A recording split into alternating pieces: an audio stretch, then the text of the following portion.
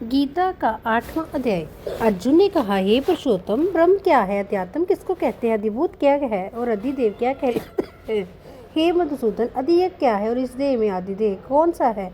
मरने के समय में स्थिर चित्त वाले लोग तुमको कैसे जान पाते हैं।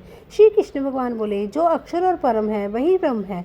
प्रत्येक वस्तु का स्वभाव अध्यात्म कहलाता है और समस्त चराचर की उत्पत्ति करने वाला जो विसर्ग है वही कर्म है। जो देह आदि नाशवान वस्तु है वही अद्भुत खाती है। विश्व रूप जो विराट पुरुष है वही अधिदेव है। और जो हे पुरुषों में श्रेष्ठ, इस देह में मैं ही अधियज्ञ हूँ। अंत काल में जो मेरा ध्यान करता हो, शरीर त्याग करता है, वह निसंदेह मुझे मेरे शरीर को पाता है।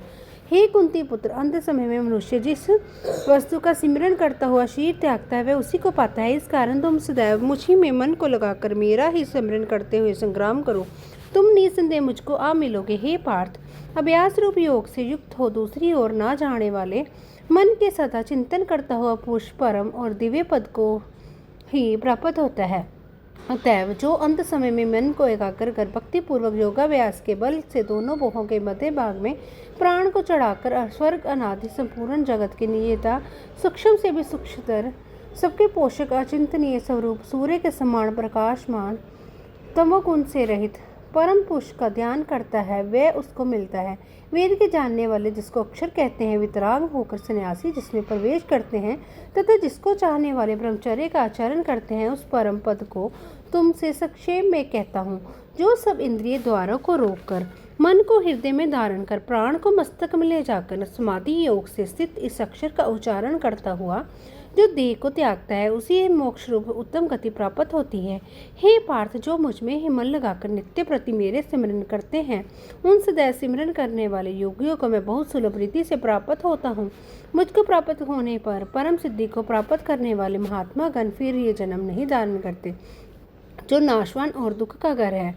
हे अर्जुन, परमलोक प्रयत्न जितने लोग हैं वहाँ से लौटना पड़ता है, परंतु मुझ में मिलने से फिर जन्म नहीं होता।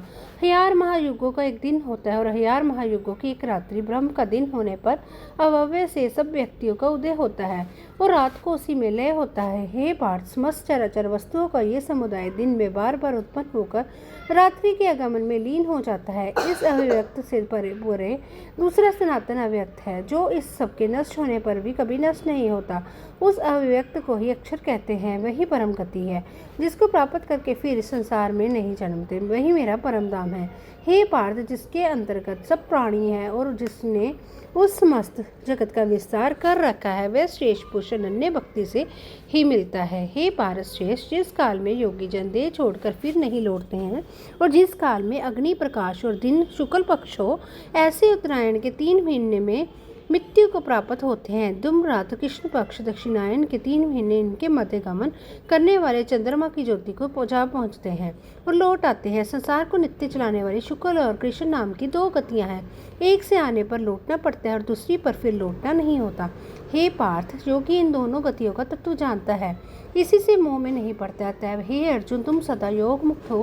वेद, यज्ञ, तप और दान से जो पुण्य फल बतलाए गए हैं, योगी उन सबसे अधिक ऐश्वर्य प्राप्त है और सर्वोत्तम अधिष्ठान पाता है। इति श्रीमद् भगवद गीता ब्रह्मा विद्या योग शास्त्रे श्री कृष्ण अर्जुन स्वादे अक्ष ब्रह्म योगो नाम 8वां अध्याय। 8वें अध्याय का समाप्त हुआ। जय श्री कृष्ण। वीडियो अच्छी लगी हो तो वीडियो को लाइक करना मत भूलें और बेल आइकन दबाना, सब्सक्राइब करना ना भूलें। जय श्री कृष्ण।